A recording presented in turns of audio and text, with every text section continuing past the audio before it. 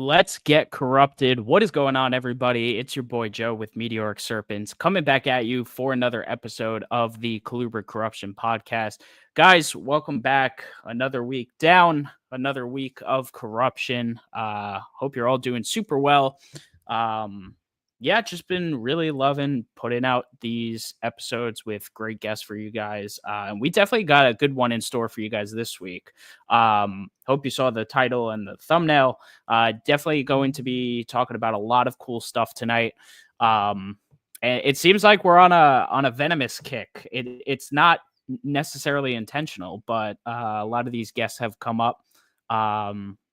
But yeah, that's always cool. And I like learning about new stuff. So yeah, super, super awesome. But yeah, hope everyone's doing well. But yeah, let's roll through this intro and we'll get our guest out. Make sure you leave a like on today's podcast. Make sure you hit that subscribe button on the Meteoric Serpents channel. In fact, I just dropped a new YouTube video. You should definitely go check that out after the podcast. Showing off basically the entire Colubrid collection, going through feeding everything. It was fun making that video. I hope you guys enjoyed it. Seemed to do well so far. Just showing off everything. I thought it was fun to make. Let me know what you guys thought about it for sure. Always feel free to leave a comment on the podcast. Let me know how you're liking this. And speaking of listening to this, besides watching on YouTube, you could also watch on all the you could listen on all the major audio podcasting platforms like Apple, Spotify, YouTube Music, a couple others as well. So definitely go check us out on there. Leave a 5-star review. Really helps it out. Share it to a friend, whatever you want to do. Also, definitely, again, hit that subscribe button on YouTube. That always helps out. And besides that, you could also find all of my social media down here below, also in the description. It's pretty much at Meteoric Serpents everywhere.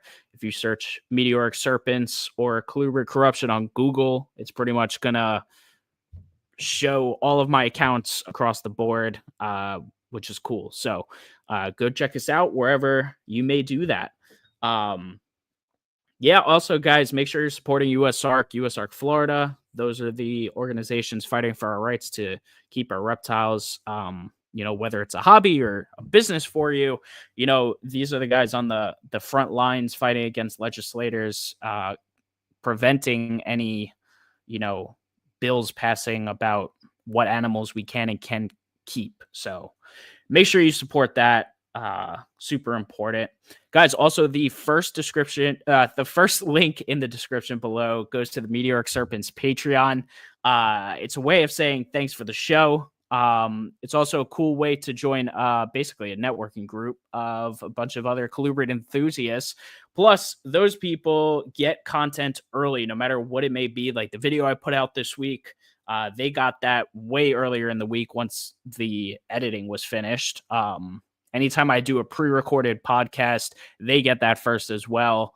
Plus, it's just a fun way to, hang out and shoot the shit about colubrids. So, yeah, that's what we do there. Again, also helps out the show. Hopefully, like I always say, I'm always trying to make this bigger and better for you guys. So joining that Patreon helps me out. You could also do a one-time thing like a super chat here on YouTube. But at that point, I'd rather you join the Patreon and have fun with a group of people. Also, guys, the Colubrid Corruption podcast is brought to you by the Show Me Reptiles show and the Show Me Marketplace. Whether you're a vendor or a reptile show attendee, check out your nearest Show Me Reptile show. They do shows all over the country, pretty much every weekend of the year, if I'm not mistaken, almost at least. So yeah, definitely go check it out. And then you could also use the new Show Me Marketplace to buy and sell animals. And if you're a vendor on there, you could use code corruption-50 to get 50% off your first year's membership as a vendor, which is cool if you're looking for another way to sell animals. So yeah, definitely go check them out. Speaking of Show Me Reptiles, once again, we have Colubrid Fest happening. Colubrid Fest 2025. Like I promised, I'm going to be talking about it every week till it happens. Show Me Reptiles puts this on, Mickey and his team, along with the guys at CCR. September 12th to 14th at the Allen County War Memorial Coliseum in Fort Wayne, Indiana. I will be there. I will be vending, and I'm on the speaker list. So if you want to come see me or you don't want to see me, either way, I'll be there. So yeah, I'm super, super looking forward to this, and it's going to be a great time, even better than last year. And last year was fantastic. So yeah. And then last but not least, before we say what's up to the chat, I'm sorry to do this to you guys. I usually don't, but I feel like there haven't been a lot of people participating. So hashtag Colubrid Corruption of the Week is going to myself because this rhino is dope and I love rhino rat snakes. That's it. That's the Colubrid Corruption of the Week. Guys, if you want to get featured or potentially get featured on one of the episodes, put hashtag Colubrid Corruption in your Colubrid photos on Instagram, and I choose a random photo weekly that I like. So yeah. And then let's quickly say what's up to the chat, and we'll bring our guest out. We got Ryan Manfredi, Morph Valley Reptiles. What's up, man? Thanks for being here. Villarino Reptiles, the guy who really set this podcast up. He met Joe, I believe it was last week. Yeah, put me on to him, his game. And I'm really excited to have him here tonight. So thanks, Emilio. We got Keller. Keller was just on. That was last week. Yeah. So what's up, Keller? We got Edward in the building, one of the Patreon members. Thank you for being here, Edward. Appreciate you. I'm going to get your shirt out tomorrow. I'm sorry for the delay. Work's been busy and stuff. I owe you a shirt though, and I'm gonna mail it out tomorrow, I promise. And yes, Keller, I'm here. But without further ado, let's bring our guest on for tonight. We got, as his name says, Bearded Joe. Heavier Bearded Joe. My beard is weak compared to his. But what's up, man? How are you? Doing well. How about you, man? Pretty good, pretty good. And you got a guest with you tonight. I do. That guest being, for all the audio listeners, he's got his big male false water cobra out, which is going to be the highlight of tonight's episode. But yeah, so for all the visual people tonight, you can check out this falsie he's got, plus some other cool animals that Joe wants to show off. It's going to be awesome, definitely for the visual watchers of the pod. So yeah, but Joe, definitely before we get started with everything, I'm sure a lot of people may not know who you are. So if you don't mind, can you kind of tell us about how you got started with reptiles and how that kind of segued into where you are today? Well, I always tell people that I watched way too much Crocodile Hunter, Steve Irwin, growing up. And he was kind of my hero for a very long time. Rest in peace to Steve Irwin. And he really kind of made me excited about reptiles. And now my dad had iguanas when I was growing up. So I was raised kind of with two large iguanas throughout my childhood, but snakes were always the thing. So I begged and begged and begged until my mom finally broke down and let me get one at 11. And then she went, oh, wow, these are way easier than any ferrets, gerbils, guinea pigs, hamsters, rabbits, all of the other common childhood pets. If we do less of that, you can have as many of these as you want. And oh, hey, buddy, by like 14, 15, I had 60 plus pythons and various other snakes and started breeding them. I converted over a fridge and started incubating in an old Maytag fridge and continued from there. I took a brief period where I got out of it, and then my wife actually pulled me aside and said, hey, you're not doing anything that you're passionate about anymore. You're just working yourself to death, and you need to do something that you enjoy. So I tried some other hobbies and didn't really care for them, or they got expensive. And so she said, why don't you just get a snake again? And I said, baby, if I had an addiction, it's not drugs, it's not alcohol, it's not gambling, but it will never be just one snake. And she Yeah. said, all right, get two, breed them, and see where it goes. Whatever money you make, you can put back into more. And now we have over 100 snakes. Half of those are venomous. And then we also have anywhere between 20 and 40 crocodilians at my location at any time. Awesome. Awesome, man. That's super cool. Yeah, and I think it's super important, and maybe just not important, but when the parents foster that like growth of a reptile keeper as a young kid, um, I feel like that really just carries over into their future, and it's all they do. You know, they take it into adulthood. From what I've noticed, I mean, everyone has a similar story, whether it's herping or they just got started at a young age. I mean, it was the same for me. I started when I was 10. You know, I got my first snake, and it's never stopped from there. So yeah, Right. but that's awesome. Um, Now, yeah, you just kind of went over what the main gist of your collection are. But I want to know what got you into the false water cobras, because before we started this, you said if you had to get rid of everything and everything in the collection besides one species, falsies would be the thing you'd keep. So what made them stick out to you that made you want to get into them? Honestly, they were kind of the species that got away initially. Um, I saw them first on Jack Hanna way back when, and he runs into this swamp area and snags up a snake. It turns around and grabs a hold of him, and he's sitting there talking about the Brazilian smooth snake and how it's a semi-aquatic and they have really smooth, large plated scales, and then he starts bleeding down his arm. And he makes a slight mention. He's like, "Oh, that's bleeding a lot more than I anticipated for a snake this size," and didn't think anything of it. Turns out, based on more research, that they are rear fang venomous and they do have a slight hemotoxic venom.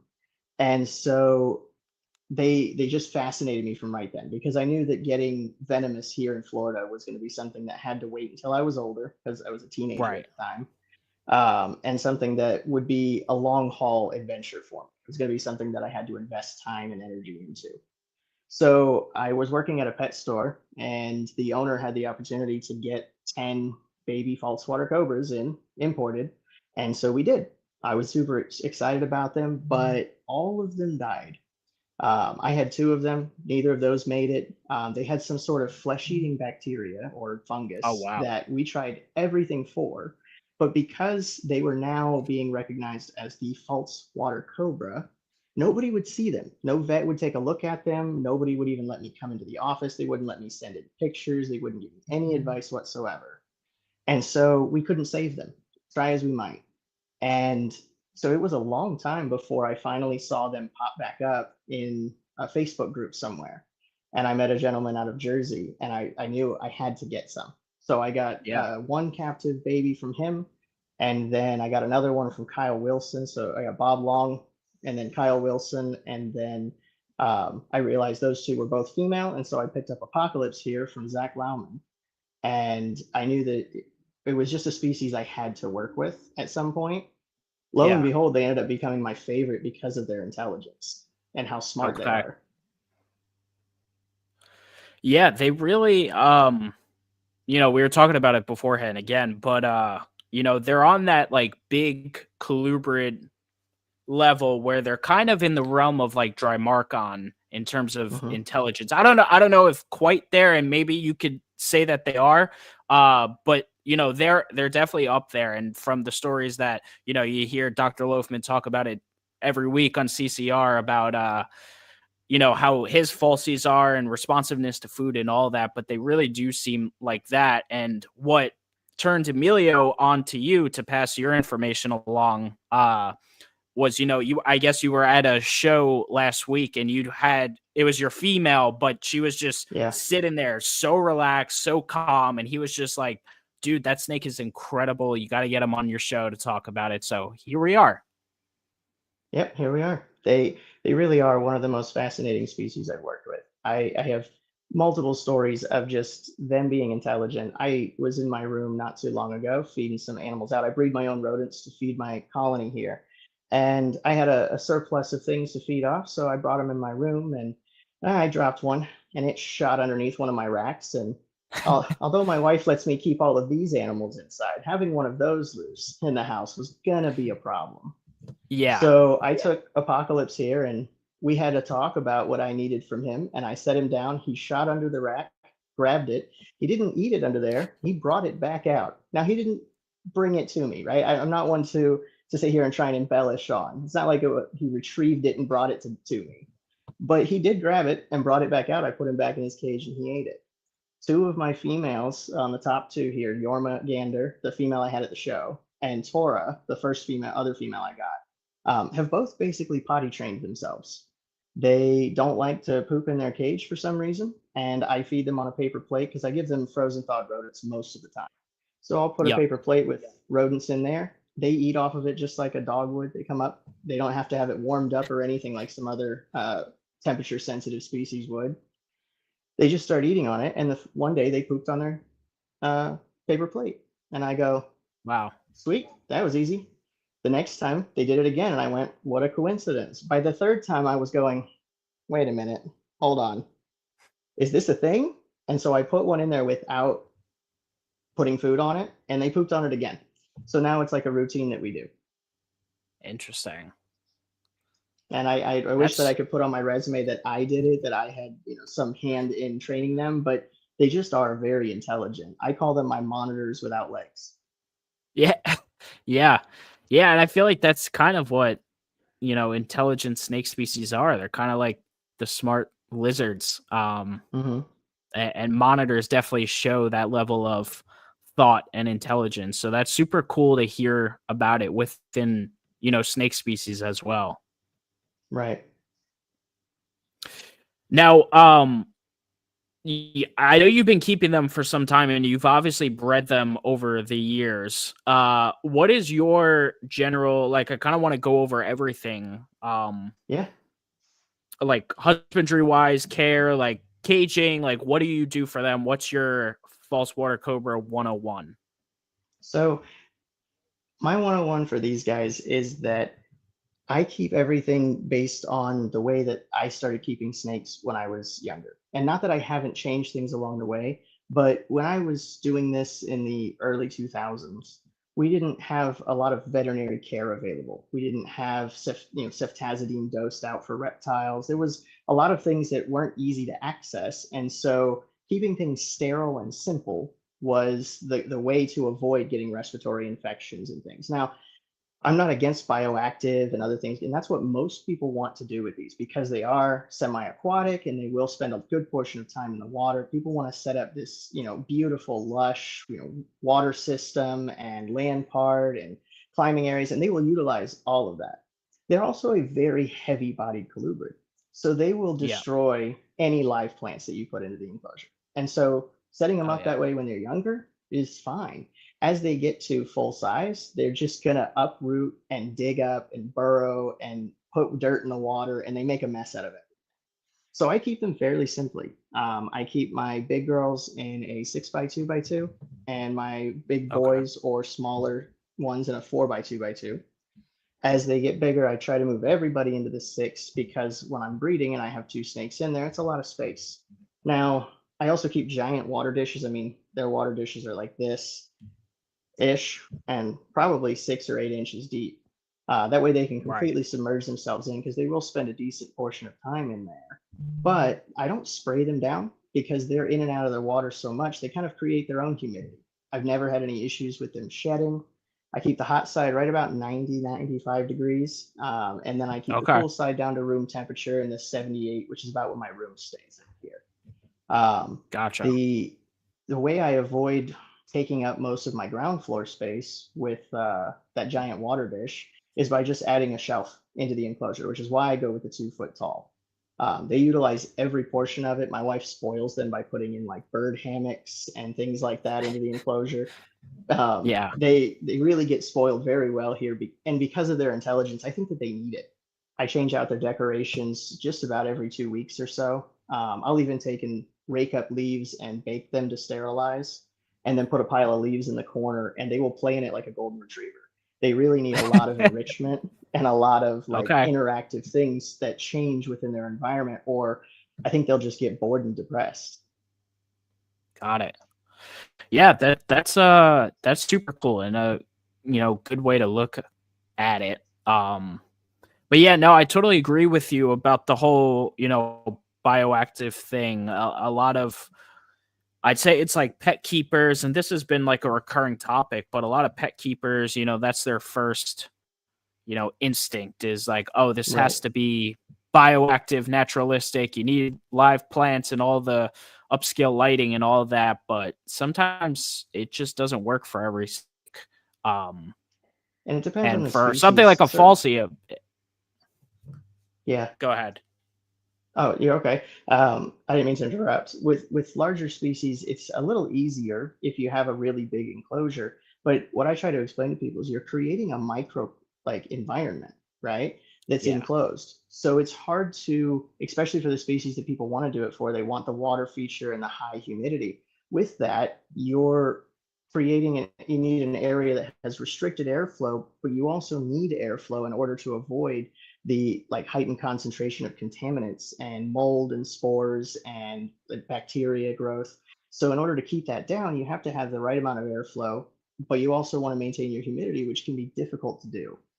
It can be absolutely right. be done correctly and safely, but it's easy to slip one direction or the other and start having issues with respiratory compromise and bacterial growth, and it can become a problem for especially more delicate species like the emerald tree boas and green tree pythons and things that I work with. Yeah, yeah, definitely.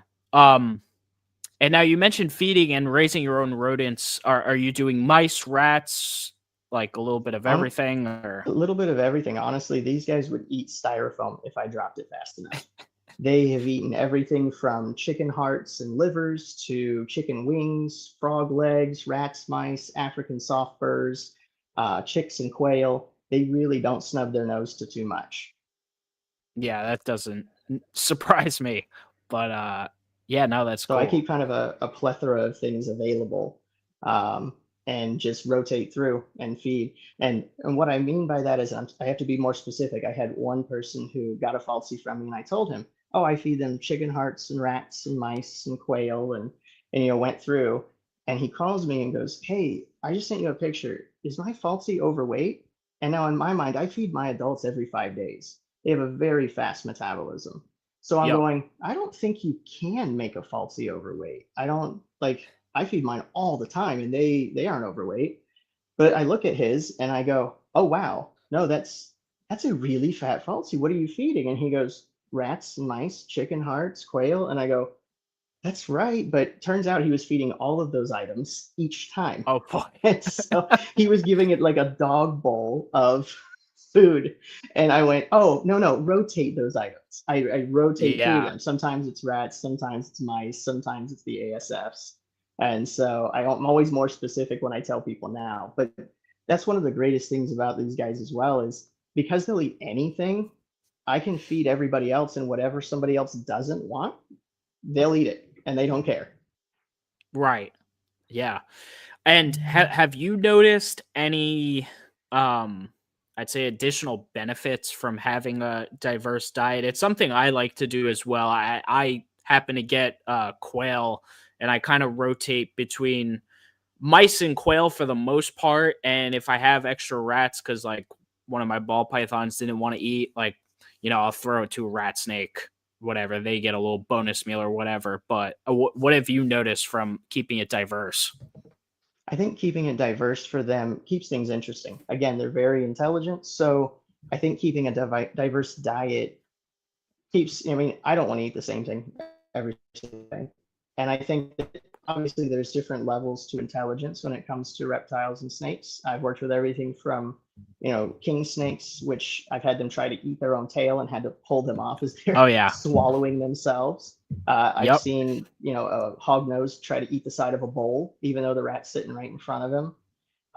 But then you get higher and higher on that intelligence level, and I think when you have that in an animal, you need to change up their diet more frequently. So again, they just don't get bored. I don't want to eat a peanut butter and jelly every single day.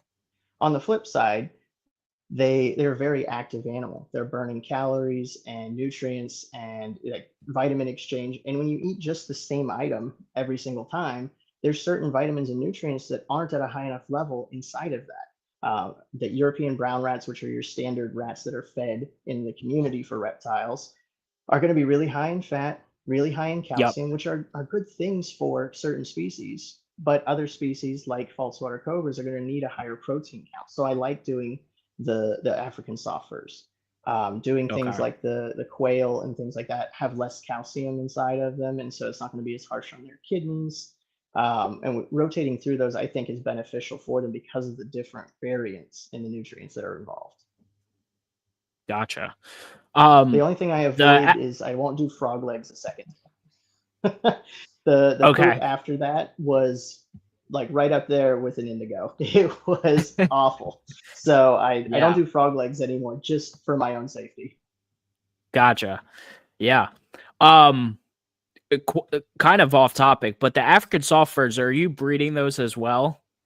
I did. I just had a recent like demise in my colonies. They, for whatever reason, European brown rats and mice, they tolerate inbreeding to a certain level, which happens in any colony over time. Yep. I get new fresh blood from other people, but I can only pull from local people so many times before at some point everything's mixed. And so with that, I've noticed that they handle it just fine. You might get a slight reduction in your amount of babies that are being bred or how often they're breeding might slow down a bit. But with the African soft furs, as soon as you start crossbreeding into, related generations, I feel like the colonies crash out so quick, and it's pretty fast. They'll go to adulthood, have one or two litters, and then they crash. And I have to find all new blood systems to get them restarted. But I was breeding them myself. I had actually finally bred out and stopped getting aggressive ones from the litters, and they weren't Gotcha. attacking me anymore. Yeah, it's so crazy. I hear such mixed things about the African soft furs, and I keep ball pythons too, so that's where I'm hearing most of that talk. And it's been quite the debate. There's some people who swear by the ASFs, and they do breed them themselves, but I've heard from others how difficult they can be and how painstaking it is to get some of these animals, one, up to size, and then two, Mhm. breeding good colonies without eating their babies and all that stuff. So yeah, I don't A know. lot of that got better for me when I systematically fed off anybody who was Yeah. aggressive. And I don't Yep. know if they just spread the word and were like, "Hey, don't be a dick, or Joe will kill you," or if I actually kind of got rid of that gene because if you get fresh ones, they're psychotic. They're crazy. Yeah. They will gnaw on the bars of the cage. They're like caged inmates, just like shaking the bars, wanting to attack you. My dog comes out with me when I'm cleaning air, and if I drop something, she's really good. She'll pin it and hold it there, and I'll pick it up and put it back. And she went down to pin one and sniff it, and I dropped an ASF, and I went, no, wait, and it latched onto her lip, and she's running around the Oh yard shaking shoot. her head, and it's holding on like they're crazy. But if you get that out of them, I found that they didn't eat their babies as often. They weren't as stressed out and anxious. They weren't nipping and biting and fighting with each other. So I didn't have the injuries and missing tails and things like that. And so it got better. But again, the colonies die out pretty quickly. And I don't know if that's just lack of fresh blood coming in through importation, Yeah. um, or if it's something to do with the colonies themselves. But I definitely have to replace them more often than I do my other colonies. Right. Yeah. That, But and when it along with like how long it takes to get them up to size, I just feel like your standard rats and mice are just so much easier. But besides Yeah. the smell, and like the smell is the Oh biggest yeah. advantage that I've heard from Hmm. everyone, is like, oh, the smell, the smell, the smell. And yes, ball python babies will take ASF hoppers like crack. It's no Yep. problem. But they'll also take mouse hoppers. And Right. from what I've seen and heard, mice are significantly easier to breed and Yeah. take care of As and long as all you have that. their food right. One of the things that I struggled with the mice is getting them breeding. I could get them up to size and it was no problem. And they just wouldn't have any babies. And it took a while and a lot of consulting with other people who were doing it before I ran into somebody who was like, "Oh, what are you feeding?" And I go, "Missouri mouse chow, like everybody." And they go, "No, no, no, switch over to a little bit of Meow Mix cat food and just seeds. Nothing but wild bird seed and, sunflower seeds. They're obligate seed eaters in the wild. And that's what they primarily eat. So switch over to that and you won't have a problem." And they were absolutely right. When I had my larger colony, because I just downsized maybe a couple of months ago, I'm only breeding for myself instead of local stores now. Gotcha. When I had 6 or 7 10 tub racks of mice going, I couldn't keep up with them. I was feeding like 10 and 15 hoppers to my adult falsies because I just didn't have Oh, anywhere else to put them. And I would just put a bowl of hoppers in there and they would just go to town on them. yeah. Wow. All right. But Awesome. this, So you're I'm absolutely sorry. right about the smell. The African sofers are super clean. They will only poop and pee in one corner like a ferret will. So you can just go in and just scoop that out and put in fresh bedding in that corner, and they'll go right back to, or they'll pick a new corner and they'll poop and pee there. The mice are Gotcha. honestly the worst when it comes to smell. The ammonia amount in their urine is horrendous. And so Over if you rats, keep them, really. oh yeah, for sure. Mice are way worse than my rats. And I keep them all in the same bedding. I use stall pellets and pine shavings, and Okay. it keeps the smell down pretty well. You don't really notice that I have, close to 1,000 of them in my backyard. But then when the mice are ready to be changed, like you'll smell them way before the rats will. Okay. Interesting. Good to know. It's always interesting to hear like rodent experiences. I think that's one of like the um not talked about as much things in the reptile hobby when people are breeding their own rodents, just because a lot of people just buy frozen thawed online from Hmm. their, standard rodent breeder. I'm lucky enough to get mine local, but yeah, no, super interesting. Um, but yeah, back to the falsies. I'm sorry to go on Yeah. that rodent No, no tangent. worries. No, I was gonna pull up this picture. So you did have some. Did you have babies this year? I have a Yeah, picture here we had quite a from few. 2023. Okay, yeah, just to pull a quick picture up. Yeah, absolutely. Some There's one there. Yeah, a couple others as well. And I'm sure they're just savages out of the egg, aren't they? So they really are. That what I found is that because they spend so much time in their water dish, getting them to eat a pinky in the water, kind of a pain. But they're like sharks. Once you get into a feeding mode and their mindset, they'll eat anything that moves. So what I've Gotcha. done is I take like rosy reds from the pet store and I'll throw one in their water dish almost immediately. They never turn down roses. They will go in and smash it. While they're eating that, I'll throw a frozen thawed pinky in there with it. And now that they're in that mode, anything that's in that water, they're going to keep eating it. And so that's how I get them started. Once they're eating that pinky, no problem, and they're just eating the pinky, I'll take a pinky and put one in the water dish and they'll eat it. And I'll put one outside and kind of get them to think, oh, yeah, food Okay. is also out here. And as soon as they're eating that, I pretty much they're at the point where I'm going to feed them 2 and 3 pinkies every 3 days. Um, I think it's one of the things that people who want to get into breeding falsies, because they see them at the show and they get super excited and they're like, I want to get a pair of them. I'd love to breed these. These are so cool. And they are. But when you have, 12 to 20 eggs has kind of been where my range has been, anywhere between 12 and 17 to 20. Um, when you have that many babies times 3 pinkies every 3 days, that's at least twice a week, some weeks, 3 times some other weeks. Um, it's a lot of food. And Oh yeah. so if you are not breeding your own rodents or have access to a large supply of frozen thawed pinkies, it can be daunting to try and keep up with a whole litter of these guys, especially when they will double or even triple clutch sometimes. Yeah. I'm sure. And now, will any take like frozen thawed pinkies straight off tongs, like as their first meal, or I have you always not try. quite?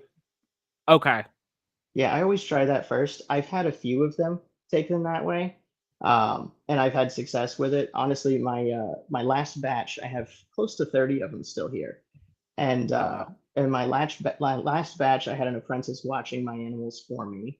Shout out to Legacy Exotics for coming in and taking care of things for me while I took my kids to Tennessee.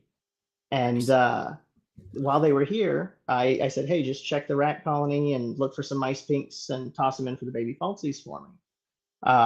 Some of them are still labeled as fish, so grab fish for those, and then the other ones will just take the pinkies. And he goes, okay, well, pet store didn't have fish for me, and he didn't find any live pinkies in there, and I hadn't switched them to frozen yet. So I said, well, if all you got's the frozen, try it. And he threw it in, but there were 2 or 3 of them that I had mislabeled as live, and then I went back and went, oh, those are supposed to be fish. Did he put one in? And he did, and they had eaten it. So they went from from eating fish to straight to eating the frozen thawed pinky. So once they kind of get established and realize, hey, when they start dropping stuff in here, it's food, they'll pretty much go right on to anything. Cool. Yeah, and I honestly, I just from all the falsy talk, I hadn't heard about the fish before, but yeah, I mean, I could only assume that's what they're probably doing in the wild, right? Yeah, that's what I would assume. Obviously, they'll take tadpoles or juvenile frogs, which I'm sure are changing and shifting over right about that same time. Most species try to lay and have their babies hatching when there's food available, right?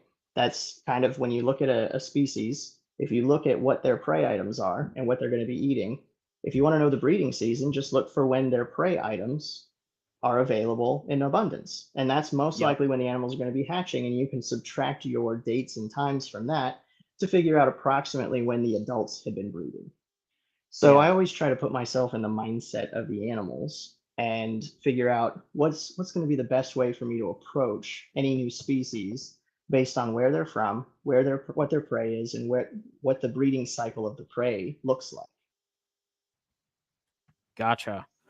Yeah, and that's so interesting that you just said that, because, sometimes it occurs to me and I just think like, and I especially think this with my Texas rats, because that's just what I keep the most, is just like, these guys hatch so little, and it's like, you go out herping, and I don't really, to be honest, but like, it's rare enough to see a snake, but whoever stumbles upon a tiny rodent den of some sort, wherever it may be, whoever stumbles upon that where there's fresh newborn pinkies available, and I'm like, these animals must put in the work to find that prey in the wild, because I don't know.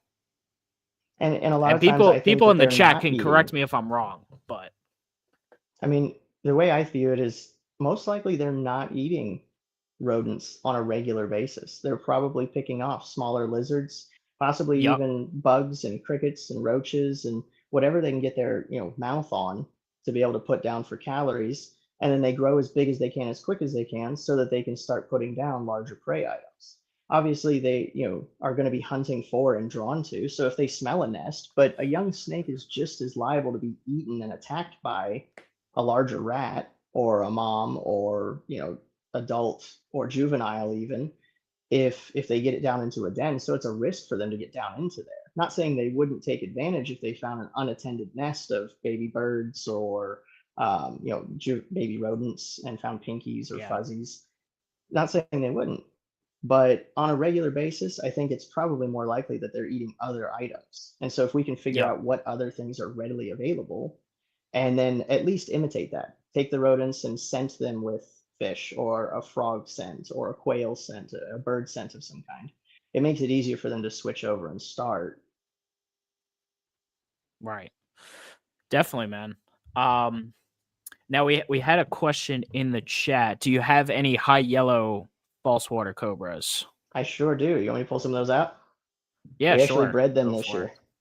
So as you guys saw with let me Apocalypse here, we've got black and white spotting down the belly, and then kind of the creams, tans, and browns throughout. Now they come in like a variety of colors like this. There are some that are more tan, there are some that are more gold, there are some that are more silvery. My buddy James went to pick up a red tail boa, and I swear he's got this Irish luck, because he literally goes to pick up a red tail, and the lady goes, "Do you know anything about false water cobras?" And he goes, "Yeah." And she brings out this absolute black and white, almost like xanthic looking falsie. And there might be something genetic, but there's not a whole lot of morphs involved with these guys yet. A lot of it's just line breeding for color. Right. So let me toss him in real quick.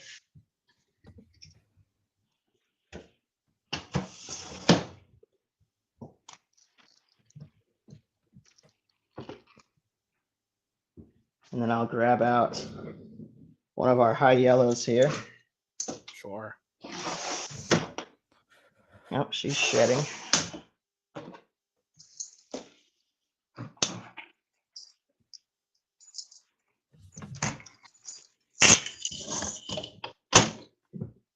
Come here, Drugger. Come on. There he is. Oh, stop. Come here. He's a big boy. So this is Drugger. And I don't know how well we can see on the camera there, but incredibly more yellow and more white. Yeah. Than the tans and I could tell at least. Browns of their counterpart. Now, I picked these up as a pair. I have a female that looks just like this guy. And I picked them up for the purpose of breeding something that had a little bit of a different coloration to it. I think that the gentleman who had them before me got a little overexcited because, as you can also see, he's significantly smaller than Apocalypse is. All of my other ones are huge, and this guy's right around 5 foot or so, and he hasn't gotten any bigger with me over the last year that I've had. So I did breed them because they had already bred once before, but I usually wait until mine are at least 6 feet or more before I breed them. I like to wait for my females to be pretty close to that 8 foot mark because they're going to have larger litters. They're not going to have as much of a risk of being egg bound. And I know that they're going to be able to rebound a little bit quicker because they can put down larger prey items. With my colubrids versus pythons and emeralds and the other boas I work with, these guys' jaw structure is massively different than those large constrictor species. And so I don't feed them, even though he could take a small rat, possibly even a smaller medium, based on the average saying that people are like, oh, as big around as they are, that's what you feed them. But they struggle to get that down. So what I do is I feed multiple smaller items. I'll go with rat pups or weaned rats, and I'll just feed multiple of those because it's easier for them to get down. Plus, there's less of a risk for them getting attacked by something because they're not true constrictors. They just overpower and start shoving things down their throat. Yeah. Now, if you were raising a brand new female hatchling from scratch, how long is it taking you to get them to that 8 foot mark or whatever size you're comfortable with them breeding? Or So 6 to 8 foot range, I guess. My first female that I got obviously was heavily spoiled. And now that I have a bunch of them, all the care is a little bit more standard. But my first girl was almost 4 feet in the first year of life. She grew very rapidly. And I think that a lot of people underfeed these animals. They treat them like ambush predators, something that's going to be sitting and not burning calories, something that's going to be just holding still and waiting. And then they feed them once a week. And they might give them 2 because they still seem hungry, but then they all come to me and they go, oh, I had falsies and they were psychos. They flew out of the rack and jumped at everything. And I ask every single one of them, how often did you feed them?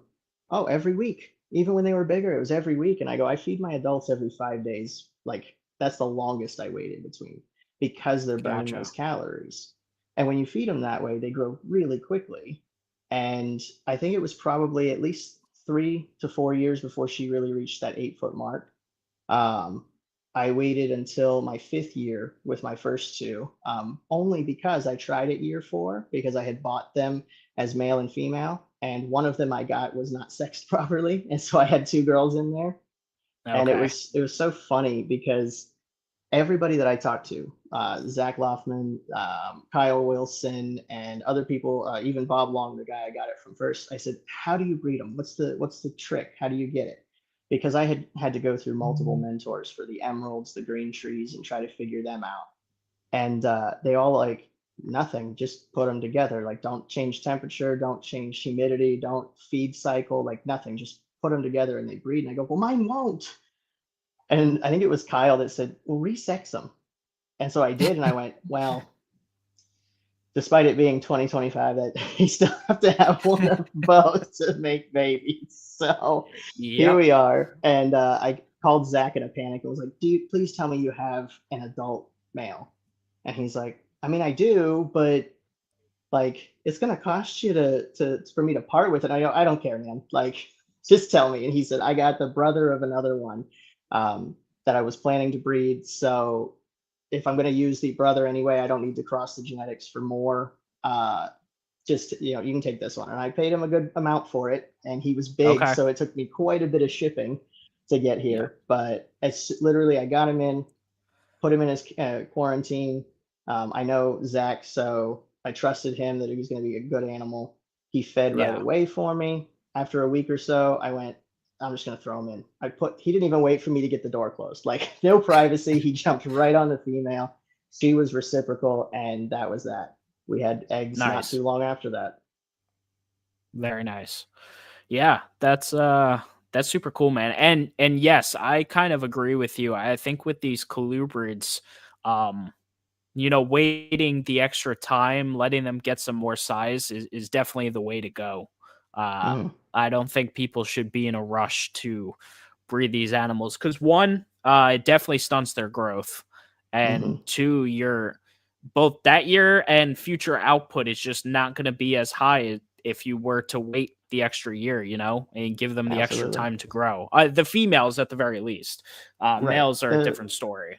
Different. Yeah. As long as it works, you may have less um, like you may have less of the litter being fertile.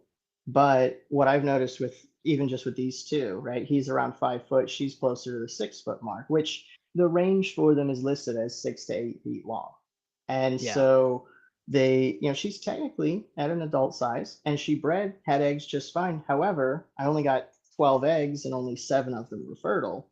The rest of them were slugged out. Whereas your Magander, my big girl that I waited the longest on, she had 17, 12, and then another 16 eggs off of one breeding cycle.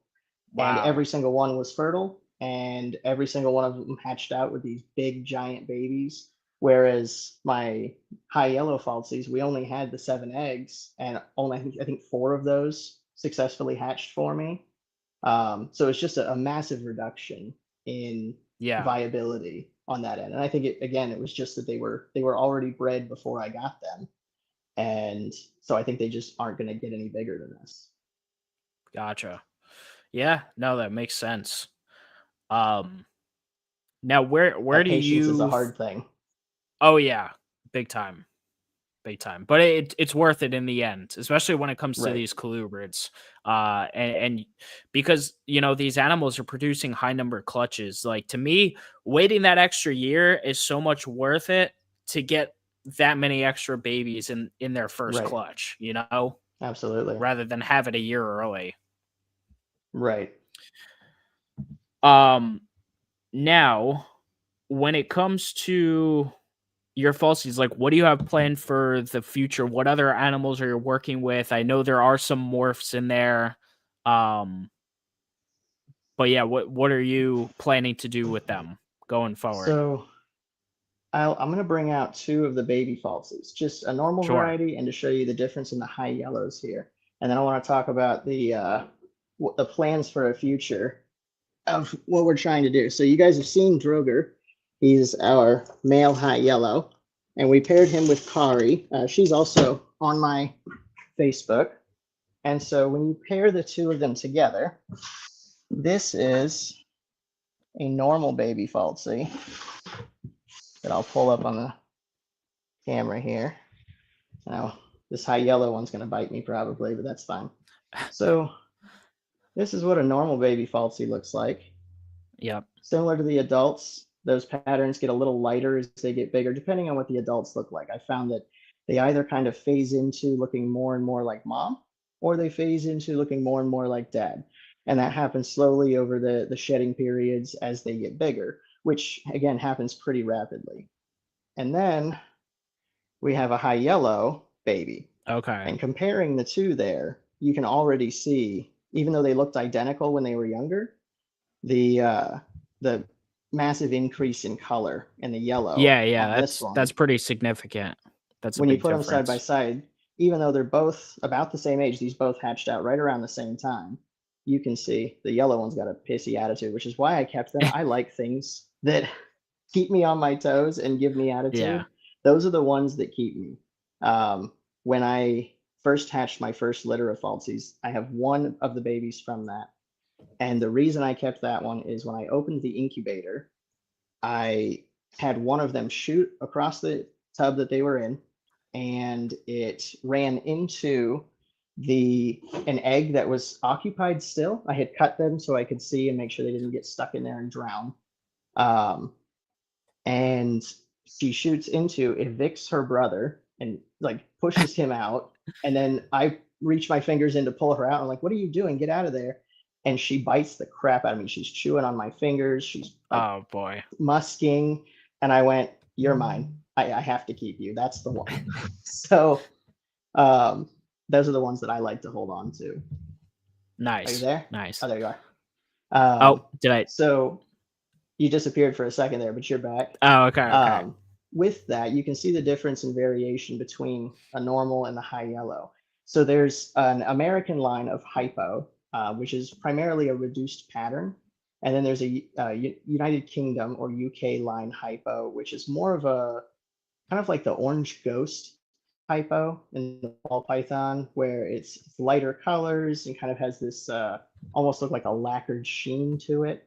The American hypo is just a genetic line, as far as I've been able to tell from people, that just has been bred for less and less pattern. And so when you cross that into a normal line, you'll get some babies that look more like mom or dad and have the hypo, and then you'll get babies that look more like mom or dad that have the normal. What my plan is to take the American hypo line and my boy Drugger, the high yellow, who's almost white and has very little pattern already, and cross those two together this year and see if we can't get something that's more high yellow, more gold, even less pattern than before. It's important to me to keep bloodlines clean and not interbreed any more than absolutely necessary for certain recessive traits, because at least on advice from some of the mentors that I have in the Falsey community, the reason I haven't delved into the lavenders, which are a recessive trait that came out of the UK, is because they were inbred so quickly and so much because everybody wanted that recessive trait that they've stopped acting like false water cobras. Now, it's not every single one of them, but more of them are staying smaller, having smaller clutch sizes, and also going on food strikes, being picky about which food they like to eat. And for me, 90% of the draw of a falsy is the way that they are. And so anything that's going to change that for me, if I were to get into lavenders and want to do more there, my goal would be to get one and then delineate that bloodline, dilute it out into wild blood, into other things, and then try to bring it back after the fact so that we have a big lavender falsy that acts like a false water cobra. So that's why I haven't dived into those just yet. There's been a couple of times already that I've reached out and been like, hey, I'm going to get one. And then I've talked to people and they're like, just so you know. And I go, well, I'll wait and I'll work on some other stuff first. I'll do some more bloodline breeding and focus on different colorations and patterns, doing some of the darker lines and the lighter lines until I'm ready to take that 12-year, which is probably what it'll end up being for me, delineating out multiple times until I can get it brought back in project, if you will. So what do you think you'll do? You'll breed like let's say a visual lavender to just a couple, or I don't know, depending if it's a male or a female, either one or two, like normal falsies, and then you won't breed their siblings back. You'll breed them out again. So just working with a ton of possets and hoping it comes back together. I think what I would want to do is take a male, breed it out to multiple females, and then take all of the 100% het males from that group, and they would breed faster, and see if I can find 100% het from somebody else. Gotcha. Because I know that they've already been diluted into a wild bloodline. at that point. Somebody else diluted into a wild bloodline that was 100% or regular, and now they've got Right. 100% heads. So if I can pull those in, we're still keeping bloodlines pure, but we're all, I mean, to a degree, because they are related to the lavenders that came out of the UK, Yep. and breed those together. If I get any lavenders there, probably keep those because it would be a small amount of them. And then if I get males there, breed them out again to another Yeah. 100% hypo and just try to methodically push that back in. But it would still be, 12 to 15 years of work before I Oh would be yeah. satisfied with it. Gotcha. Makes sense. Um, all right, awesome, man. That kind of wraps up most of what I wanted to talk about the falsies. Now we can kind of get Sure. into some of the other stuff. Now, to preface this, for anyone who doesn't know, Joe is in Florida, um, which means we have to deal with FWC. And when it comes to venomous keepers and FWC, they are on their asses because, they're always coming by to check the facilities and all that stuff. And then on top of that, the Crocodilians, I'm sure, throw a whole nother wrench in the equation. So, uh, talk about what it was even like to build up the collection you have at this point with all these animals that are, as a Floridian, hard to get. I assume you did your venomous permitting a long while back, Yeah. so you're able to keep like the bulk of pretty much whatever you want. Yeah. So the way it works here in Florida is you have to get 1,000 hours of training with a licensed mentor, somebody who already has the license.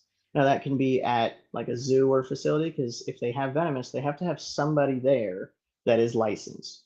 So you have to convince, the zoo and that person to take you on as a mentee and train with them. Or you have to go and, that can require background checks, and a lot of them want somebody who's in school for zoology or herpetology or something to that effect.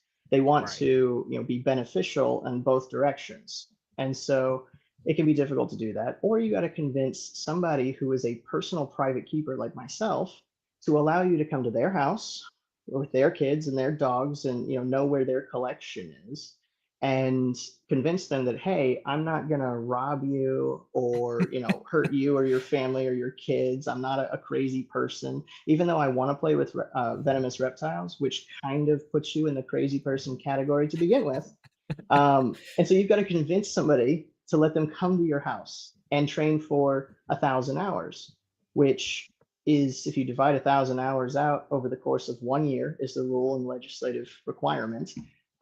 It's more than a year, and it's like a full-time job if you do it. You got to be there 8 hours a day, which most people can't do. So we're not just talking about oh, hey, a 1 year commitment. I'll come by on Tuesdays and we'll wrap this up. No big deal.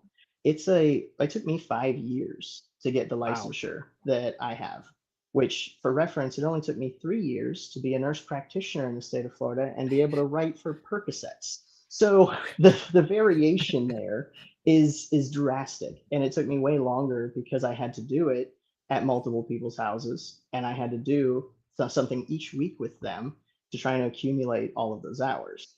Now, you can take an exam that will count for 500 of the hours for both the venomous and crocodilian. There's a test for both, and it's just the class 2 crocodilians, not the class 1. There's no test for that. You have to do the full 1,000 hours. Got it. But even with the venomous, it's not just 1,000 hours with any venomous. It's 1,000 per family. So if you want to keep Yep. heliderms like Gila monsters and beaded lizards, you got to find somebody who has them locally enough to you for you to drive to their house and bribe or convince them to let you come over for 1,000 hours. For Colubridae, you've got to find somebody with mangroves or boom slangs or something to that effect and get your hours. Same thing with the lapids and vipers. Yep. So getting that full span of licensure, I still don't even have my Colubridae because nobody that I know, and I know quite a few people, has them. So getting the hours for that has become something difficult. I think at this point I have to buy some through a friend's license and have them keep them at their location. and I have to go Got and it. take care of my animals there in order for me to even get the licensure at this point. That seems to be the only route that's going to be available. Got it. Makes sense. Yeah. So, okay. And then there's separate hours now for the crocodilians. Yeah, it's a whole separate thing. So you can Okay. get 500 for the exam. Now, the exam for the venomous reptiles, if you have read a kid's flip book on how to, the difference between a hinge-fanged viper and a fixed-fanged lapidae or colubridae reptile, you can pass that exam. I honestly finished it and went, this should be harder. This is too easy. And so Yeah. they pulled the crocodilian exam for me, and I went, oh no, this is a veterinary level exam, not just on class 2, but on class 1 crocs as well. And it was like, at what temperature does the digestive system for X Latin name species shut down? Oh, wow. What is the breeding cycle time of these eggs? Where is this species Latin name located? You had to really know your stuff to pass that one. But then you still have to get 500 hours with somebody who keeps class 2 crocodilians. On that Right. end, I found that there's a lot more people of it, like that do it than I realized, that were more local to me than I realized. Not necessarily even on the alligator front. A lot more people keep the crocodilians, as far as cuvier's, smooth fronts, and dwarf caiman species than I realized. And I was able to find a local person, and they obviously said no. I don't, I only have 2 animals that I've been keeping, and I don't really want this stranger coming to my house to play with them and risk their injury taking away my Right. license. So I said, okay, well, I breed rats. Do you feed them? What do you feed them? And he goes, oh, I need this much. What's your price? I said, what do you pay? And I'll beat it. So for about 3 or 4 months, I beat his pricing. And then I went, hey, man, how'd you like free rats for a year? And he goes, well, how do I win that? And I go, you just let me come over. Like, that's what I tell anybody who wants to apprentice and is struggling to find one.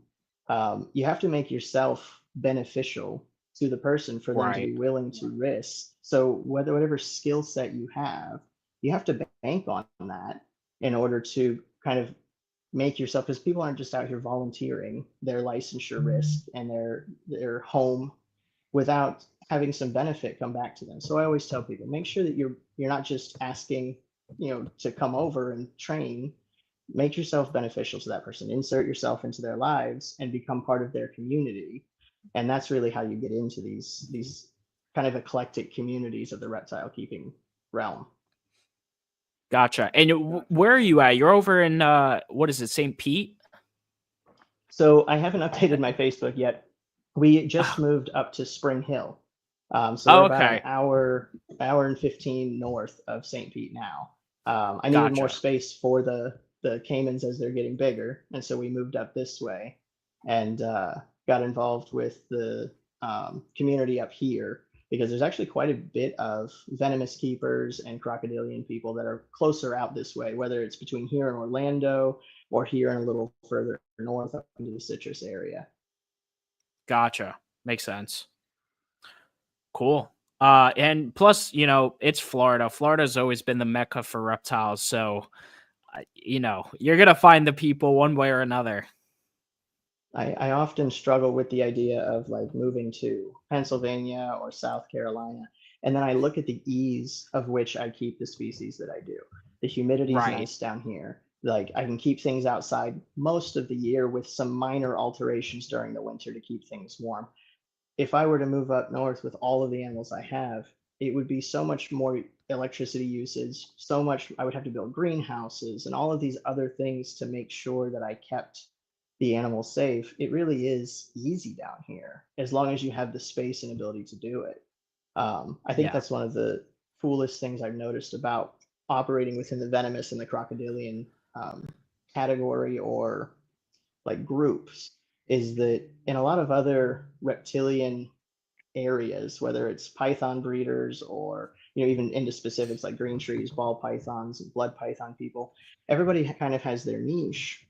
And some of those groups are super nice and super helpful. And some of them, if you don't have it set up the way they say, they're going to tear you apart on social media. Yeah. So it was a huge difference when I got involved in the crocodilian community, especially because when I started, I had my mentors and they went, "Oh, you're done? You finished? You got your well here's an animal for you, and here's a pond, and do you I've got these extra sidings for cages. Do you need that?" And like just this onslaught of like, how can I help you? And the community is such a tight knit and close group that it's really fun to be a part of and interesting to be a part of a community where we really do just support and help each other. I get calls whenever there's a storm or a cold front.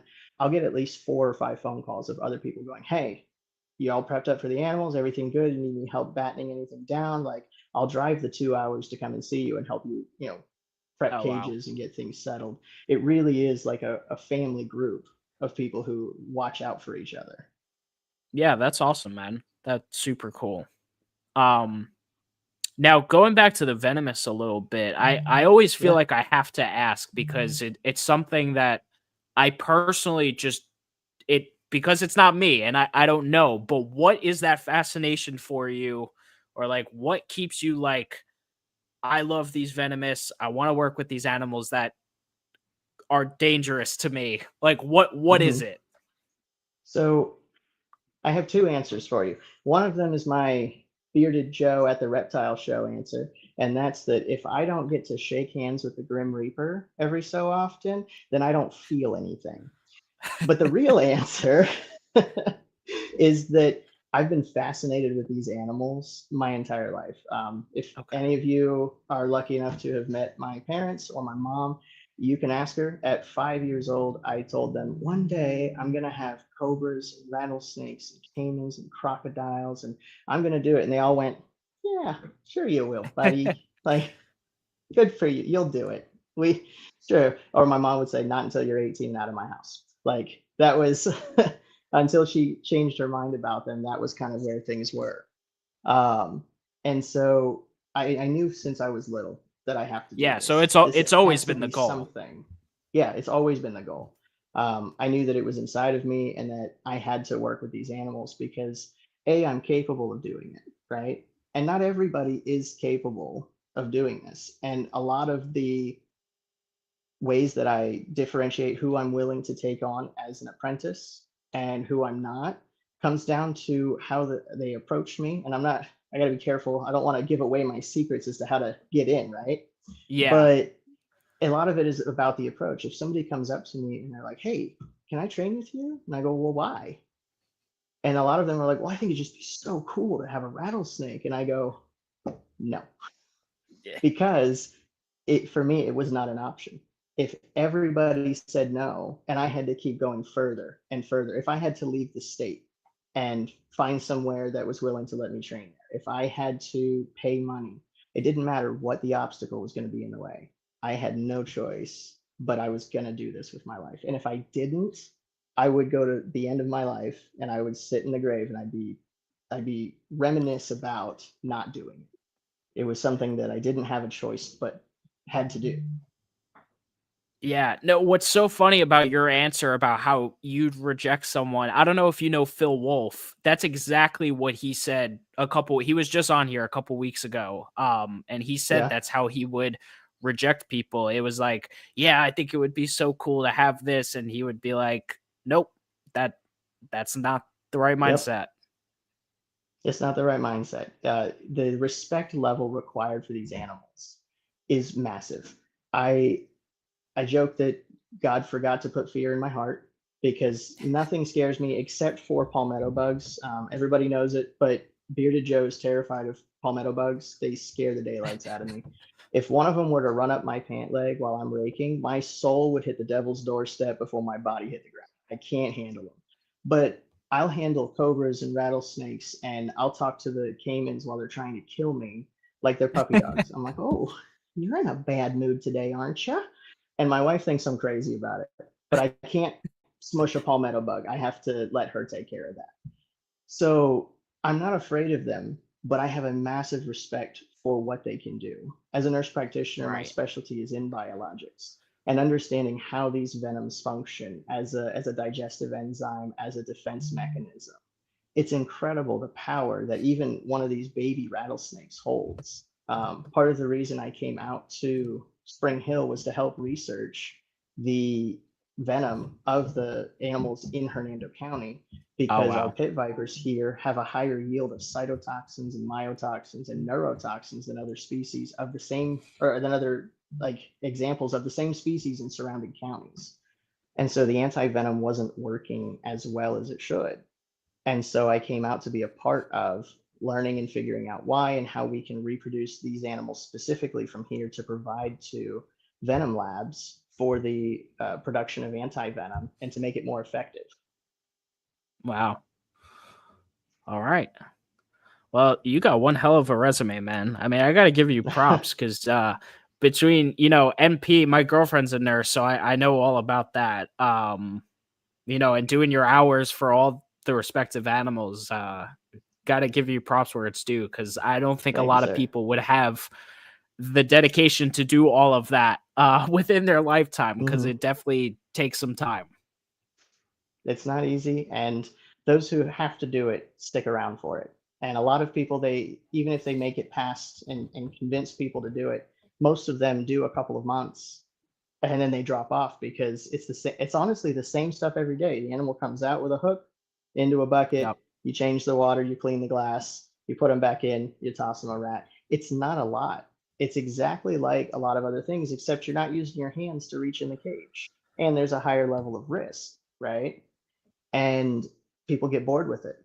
And a lot of them don't stick it out to finish all of their hours. They'll get halfway or a quarter of the way in, and then they kind of, well, I can't this week. And then it becomes easier to say no next week. And then eventually their mentor stops reaching out and goes, well, I guess they're just not going to finish.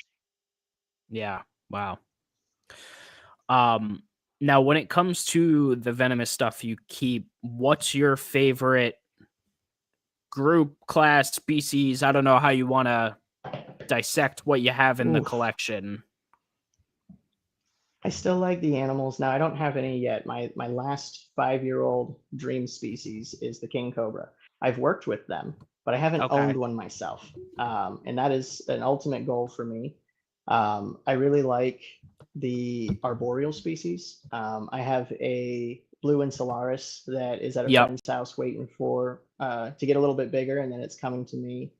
I have gaboon vipers, eastern diamondbacks, western diamondbacks. I kind of like the westerns because they tickle that kid in me that used to breed ball pythons for the morphs, because they've been bred so extensively. There's a lot of morphs available.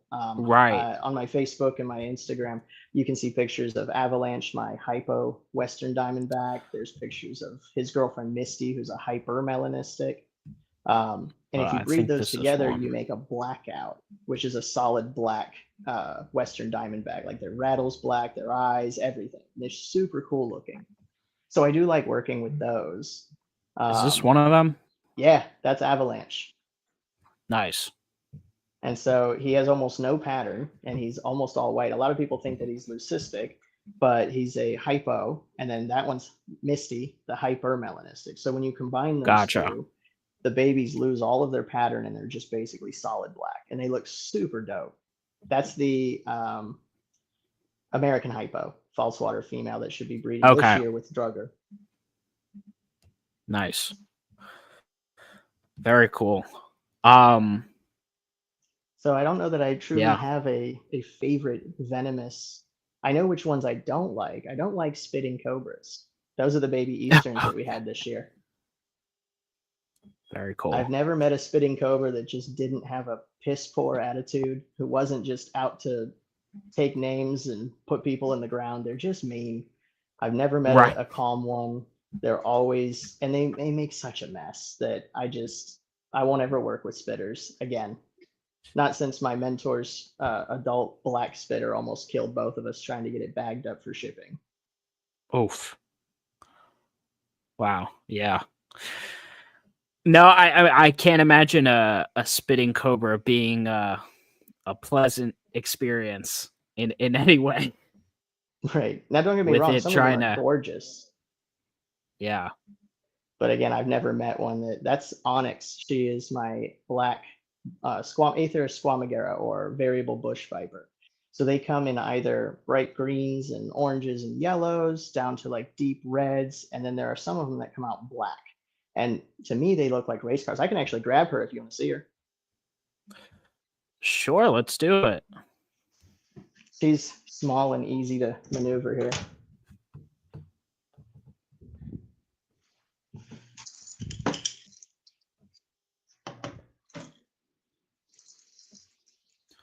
For anyone listening, he's using a hook. Of course. There's no free handling on this podcast. We don't believe in it. Yes. The whole quick hands or no hands thing is not a wise way to keep doing this for the long term. And that's what I always tell people is my goal. My goal is to do this for the rest of my life. And if I take unnecessary risks, then I'm not going to be able to do this forever. So this is Onyx, and she is a black variable bush viper. And she's super cool. You got to stay on that end of the hook though, mama. Good girl. You going to look over at the camera? Come over here. Look the other way. Don't look at me. She's looking at me because she knows I feed her. And so she desperately wants to come over to me. Hey, you got to get away from my hand, big mama. I like the arboreal stuff, those big keeled scales. I don't know if you guys can see it on her back there. They have such dramatically raised keeled scales that these guys are incredible. There she goes. There she goes. Look at that. Say hi. Yeah, that's super cool. And so these guys will get 24 inches or so. The males stay much smaller, usually around 14 to 15 inches. So as a species of small, easy to care for venomous, they're a good one, and a lot of people start with them. Honestly, the gaboon viper, believe it or not, is one of the most common species kept, because I call them the spicy ball pythons of the venomous world, because almost everybody who gets their venomous license, that's one of the first species they get is the gaboon viper, and they're huge and impressive. I actually have. It kind of just sits still, right? They are kind of boring lungs. from what I've heard. Yeah. Yeah, they don't do a lot. This is actually one of my apprentice's animals that's what he wants, and he wants to keep. So I got one so that he could train with them because I didn't have any in my collection at the time. Whoop, stay right there. But really, they don't do. Oh, I say they don't do a whole lot, and then she goes and throws herself off the top here. Come here, big mama. I know. There you go. You guys got a good view of her there? Yeah, we can see. Stay on the box. You hear that hiss? I don't know if it's in my ear, so. No, it's coming through. Good. So I think these are one of the most beautiful species between these and the rhino vipers. They're incredible, and they do have very fast strikes, but these guys actually have the biggest fangs of any viper species. Right. An adult can have up to 2-inch long fangs. Yeah, that's crazy. But absolutely beautiful, incredible pattern. When they lay down on their native foliage, they just disappear. They're like our copperheads, like you can't even see them. I know, big mama, you're so feisty. You're in a bad mood today. Nice and easy. There you go. Edward, just to answer your question in the chat, so down here in Florida, you do need to have permitting. If you go back earlier in the episode, you'll hear us talk about that. So here in Florida, there's very rigorous rules and permitting required. There are some states here in the U.S. where it's kind of just like whatever, and you could keep whatever the hell you want. Wild West states. Yeah. Pretty much. South Carolina and I think Texas, they have to have a permit now. I'm not sure about Pennsylvania, but I know there's a pretty big show for venomous out there. But I was going to say, I thought Pennsylvania. I used to do the Columbia show in South Carolina. And back in the day, that half of that show was venomous. And so we sold products like caging and bedding and all of that. We sold a couple of animals, but all class 3 non-venomous. And out of the shop that I worked at. And I had a kid walk up to me with a cup and he goes, "Hey, I need a cage for my snake." And I go, "Let me see that. What do we work?"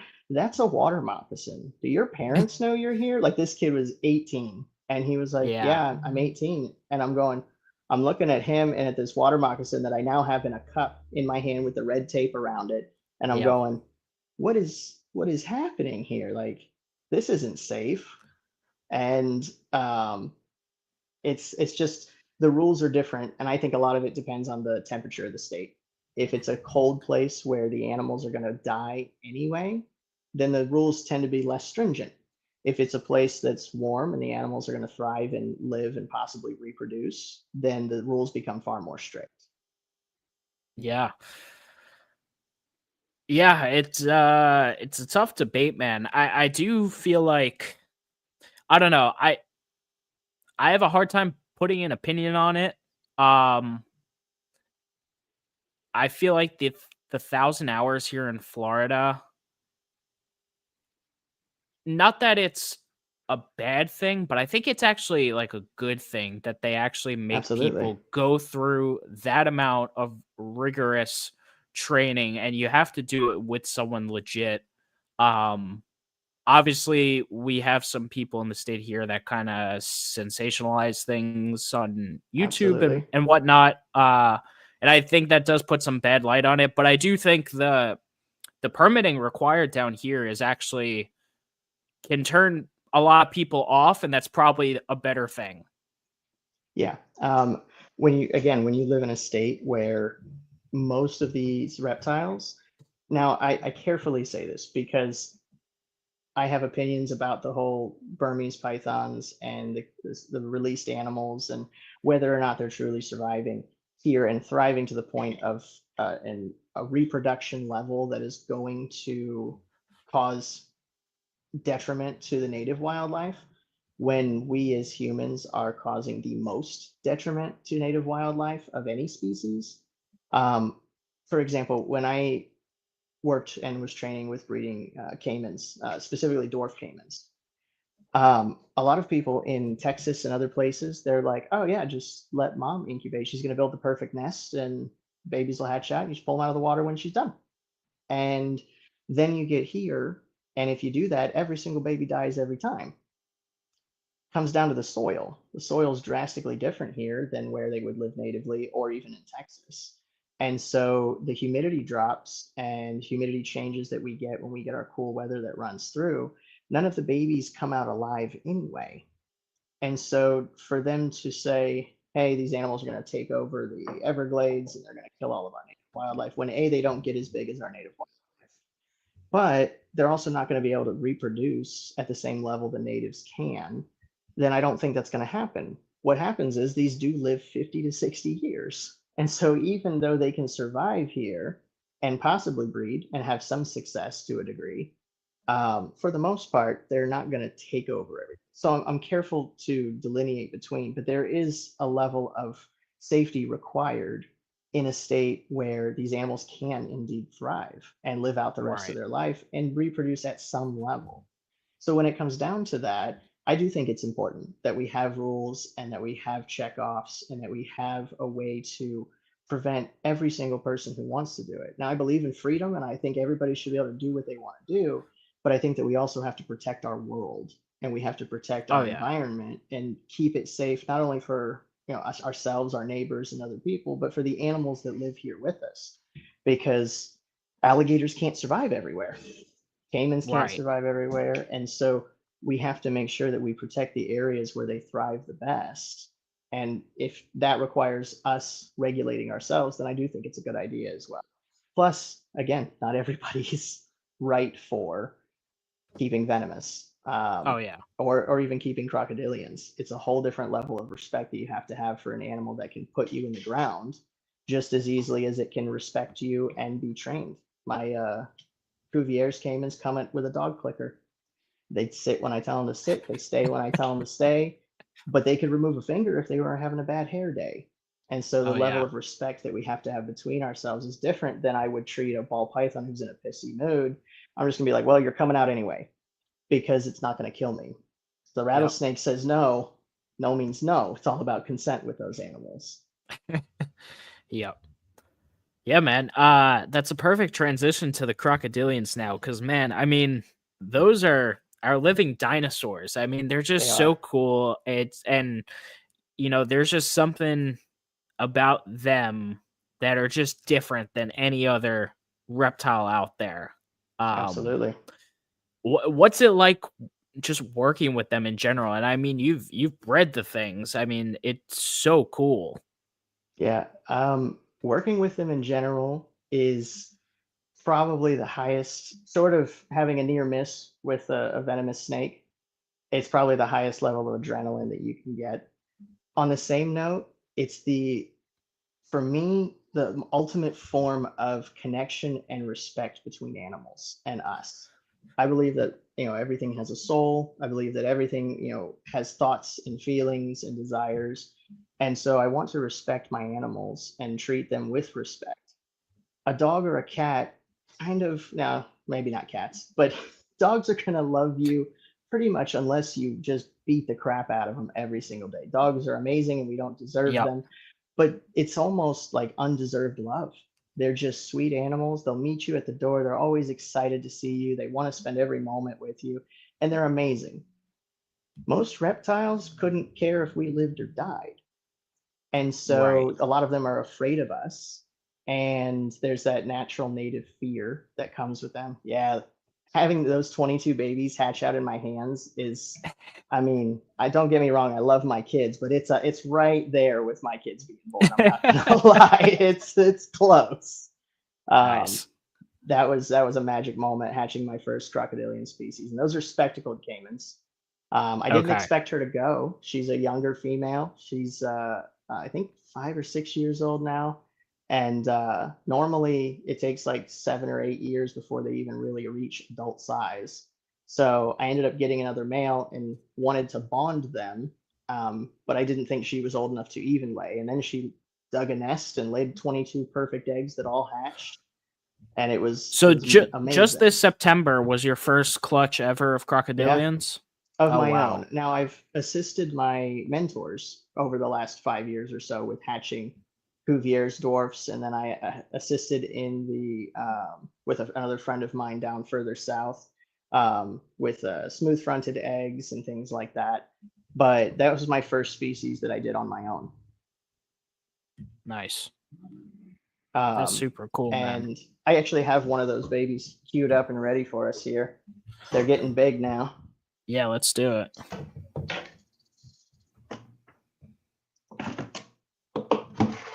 Now the little babies again are nervous and frightful, so they're a little bit more nippy. But what I tell people is when you have an animal that Wow. is this small, right? And we are giants, right? So when Yeah. people ask, they're like, are the babies nippy? And I go, listen, we're giant. If a giant were to rip the roof off of this show right now and try to pick me up, unless she's real cute, I'm gonna bite somebody. I might even shit myself. I don't know. Like it's hit or miss on that. So obviously babies are more nervous and they're not big enough to do any damage right now. So what I do with them is I get them used to being touched, used to being manipulated, and then I let them know that they're not big enough to do any damage and that I'm not going to stop what I'm doing to take care of you just because you're going to bite me. And I do that when they're little like this because I kind of establish this mindset of, oh, dad's a superhero and he can't be hurt. So then when they're bigger, that's not their first instinct. They'll hiss and make Okay. noise and display that they don't like what I'm doing, but they're not going to take a swing at me right away because they know it's not Now, really going to work. at that size, are they breaking your skin? No, not at this size. Now, Okay. I say that, but I have really tough skin. I've been working with like large reptiles and dangerous animals my whole life, 22 years Yeah. now. And so I've always worked with my hands and I have tough skin. I have a friend who bleeds if she gets bit by a crested gecko. So it may not break Okay. my skin, it might break somebody else's, but they don't Gotcha. have that strong of a bite at this size. Okay. The next one that I have is big enough to definitely break skin, and then the last one or the last two that I have are big enough to for sure take a finger off or so. Oh, I know you're so God. frustrated. But these guys are just the coolest little animal that you can have. Um, Again, not something that everybody, because these guys are going to get 8 feet long. That's 3 feet Yeah. bigger than me, and at that size, I'm technically a snack. I could be a potential food source for them. Yep. And I think that's why I like caimans over the alligators, is that alligators, they don't really look at us as a food source. Even though they get much bigger, their diets are different, and they're much easier trained. They're much better behaved. When you talk to at like a zoo, the guys who work with alligators, they hate caimans. They don't want anything to do with them. Versus you talk to the caiman guys and they're like, alligators are boring. I don't really like to work with them. Interesting. These guys are more of a challenge, and I think that's why I've stuck with them. Yeah, that's super cool. But I think these guys are just, and the bright gold. If they stayed this size, I don't think Yeah. there'd be any other reptiles in the community. I think everybody would keep these if they stayed this I big. mean, that size is fantastic, but For me, I want them to get bigger. But if they stayed this big, I don't think anybody would keep anything else. yeah, probably. Now, this one here is far more aggressive. This is a smooth fronted caiman. The one there was oh yeah, you're gonna get me. The one there that you just saw was a spectacled caiman, Caiman crocodilus. And this feisty little guy, I know, is a smooth fronted caiman. Come here. And so you can see on their back here, these lateral scales that fall off to the side. That's going to be a delineating factor between these and the Cuvier's caimans that we'll have right after these guys. Now, bigger mouth on them, and these guys will get close to 6 feet long.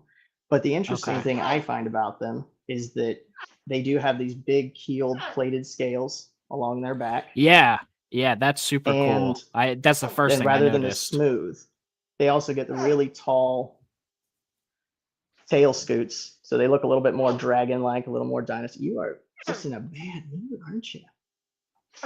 And he's big enough to break skin, even at this size. They have a bite force strong enough to actually be able to break the skin and cause some bleeding. So at this size is usually when I like them to not think that biting's a good idea. But again, these ones are imports that they came from the wild. So I haven't had as much time with these as I have with the spectacles that were hatched out here. Okay. These guys will also spend a significant portion of time in the water versus the Cuviers, which they inhabit the same areas in South America. So what these guys do is these guys spend most of their time in the water and dig burrows into the sides of the riverbanks, whereas the Cuviers are almost like tegus. They'll spend a significant portion of time on the land, and then they'll come into the water to feed or to breed or find other, things inside the water, and then they'll go back out and they'll actually dig burrows up on the land and spend a good amount of time hunting on the land up there. Yeah. And they still chirp like babies. You got a little chirp for us? There it is. Oh no, we could hear it. The other crazy thing about these is, unlike alligators and large class 1 crocodilians, these guys' teeth are bladed. It's kind of hard to see, but they have bladed teeth, so they're sharp along the sides instead of having the thick, round cone style teeth that most alligators will have, which I think makes these guys more dangerous because they rip and tear when they bite. Rather than just having punctures and a crushing wound from a larger crocodilian, these guys, even at 4 to 6 feet long, can do quite a bit of damage really quickly, and which makes them, not something that every average person should keep, because when a tegu or a monitor gets a hold of you at 3 or 4 feet, it can do a lot of damage. It can hurt. These guys could remove a limb fairly easily. And so at that size, it makes them way more dangerous. And I think that's why, again, licensure becomes important, because it starts out this big and it's not a problem. But when it gets bigger, now if you haven't don't have the knowledge of how to train and work with them, it can become a dangerous animal pretty quickly for you. Yeah. Super cool, man. I'm so impressed right now. I'll be honest, we don't typically have a lot of show and tell with a lot of animals. Just Yeah. because, a lot of people, whatever, like even me, I don't bring out animals all that much, but this is impressive for sure. I don't Well, get to thank see you. a lot of this stuff all too Do much. you want to see the big Cuviers real quick? The bigger? If you want to bring it out. They're super chill. These guys I've had since they were hatchlings as well. And these are my best trained. They're basically puppy dogs. Now I say that carefully again because anything with a mouth can bite. Oh yeah. But I've had these guys since they were babies. They used to go to all the reptile shows with me. This is Fafnir, and he is a Cuvier's Wow. dwarf caiman, and he's very well behaved. But they don't have the lateralized scales, and they don't get as big as a smooth front. They have straight linear scales all the way down. They have less healing on their front. They're a little more smooth, and their heads are much more bulldog. They're very short, Yeah. thick, but again, very sharp bladed teeth. And that stays until adulthood with these guys. That's got What's that, the handsome? like Jurassic Park eye looking. That's so Yeah. cool. It's so And cool. so when people come to my house, I'll take the dog clicker out and I will give it a click, and all these heads come up out of the water and they turn and they will walk up, and I can call for them by name and they'll come out to me, and I can pick them up until I give them the command, a double click with the dog collar. They won't bite anything. That's how, if I'm doing something, it's not food until I tell you it's food. And then if I put my finger or anything in there, they're going to take a swing because the Yep. next command has been food. So I have to have food ready and be willing to follow the rules that I've set and established with them. But they still can be trained, just like any animal. Repetitive training can make them pretty cool to keep. Yeah. This is probably my Wow. favorite boy. Yeah, I mean, he looks quite impressive. And that's max size adult? No, these guys will still Oh, get it's 4 not. to 5 feet. Yeah, he'll still Okay, get about me okay. sized. He's only Gotcha. turning 4 in November. So next Oh, November, wow. he'll be 4 years old. So he's still got another 4 years before he reaches adult size. These guys are one of the slower growing. So they'll Okay. be 7 or 8 years before they're full size. But he'll be about as tall as me, stretched out. Awesome. And that's it. Oh, he'll just stay there? Oh, sometimes. Easy. Did I scare you with the camera? There, sit. Come over here. Hey, hold. Can you hold? Oh boy. Nice. All right. You know what we didn't talk about? You do have some other python and boa species as well, and I mean, Yeah. you got some impressive animals there. Some real nice diamonds. I saw quite a few emerald tree boas. Mm-hmm. I saw some Amazons as well. What's going on with those? You breeding any of those? You working with those, or kind of just keeping? And So I originally started out as a green tree python guy. I bred okay, garter snakes to get to checkered Texas garters albinos to get to buying to get enough money in the business fund to buy green trees. And then I got into green trees, collected a few of those, started trying to breed, and they don't call them the heartbreak species for nothing. yeah, I went through so many mentors. I talked to a gentleman who's been breeding them since the 70s. And after 2 seasons of getting successful eggs, between 15 and 20 eggs from each female, and still only having like 4 of them hatch out of 20, I went, what am I doing wrong? And he was like, Joe, I'm going to be honest. That's just green trees, man. He's like, you can do literally everything right. and still have a crappy outcome from it. And then there will be some kid who's cohabbing two of them in a 10-gallon aquarium somewhere cold, and he gets 20 eggs and 20 babies by maternal incubation every year. That's just, unfortunately, the luck of the draw. He's like, maybe these aren't the right species for you. And during that time of my last breeding season, I accidentally bred my emerald tree boas. I had the male out and he got froggy. I put him in a cage next door to him, which was the female's cage. I just set him in on his branch. Okay. And where are you going? Where are you going? Let's put you back so you don't fall off of that and hurt yourself. There you go. Go on. I know you didn't get your treat after you followed my command, so you're grumpy at me. And so with that, I was like, well, they're already locked up. Let me see what happens. And I had 11 babies right off the bat from her, obviously 178 days later, but it was super easy. And so I gave her 2 years to recuperate because they have a very slow uptake and they have a slow metabolism. They don't build fast. So I only breed the emeralds every other year. But at that point, I kind of went, I think I'm going to stick with the boa side. And so I got out of green trees and focused in on Amazons and green emerald tree boas. Yep. By the time I got a decent collection, I picked up an apprentice who was interested in doing like learning business reptile stuff from me. And as he was training, he really fell in love with. He bought an emerald from me. Well, actually, I kind of talked him into an emerald at the show. He was like across from me, vending some isopods. And he kept seeing them, and he had heard everything, all the bad stigmas about you can't hold them, you can't do anything with them. And I'm sitting there holding my adult female and selling babies. Okay. And he was like, okay, this guy knows something different. And so he eventually bought one from me. But then he fell in love with Amazon tree boas.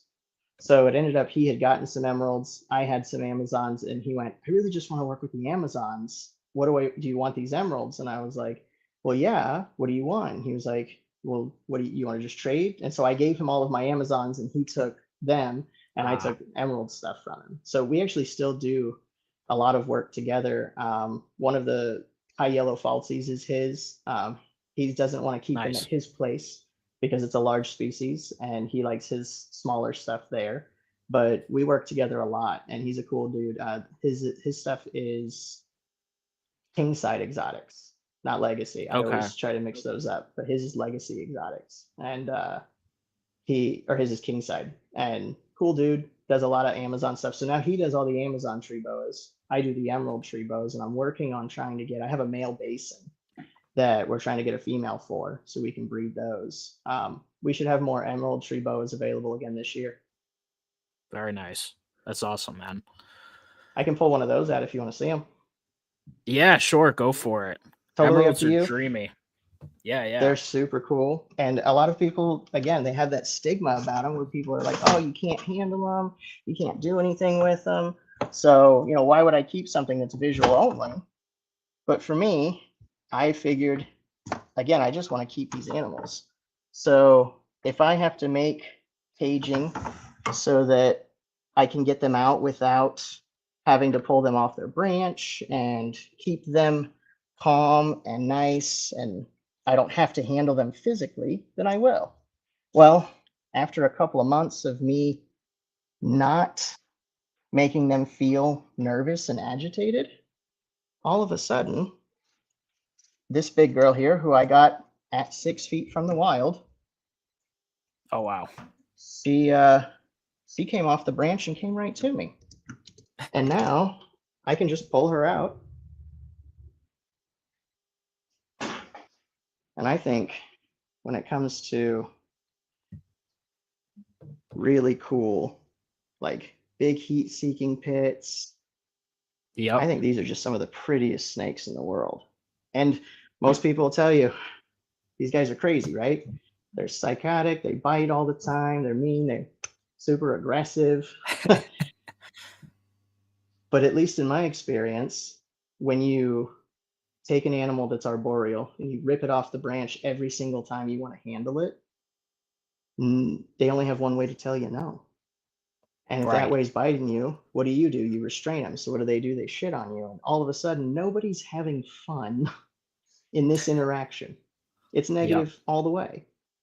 So when I took and I made part of my products that I saw on my website are products that you can turn any tote into an enclosure.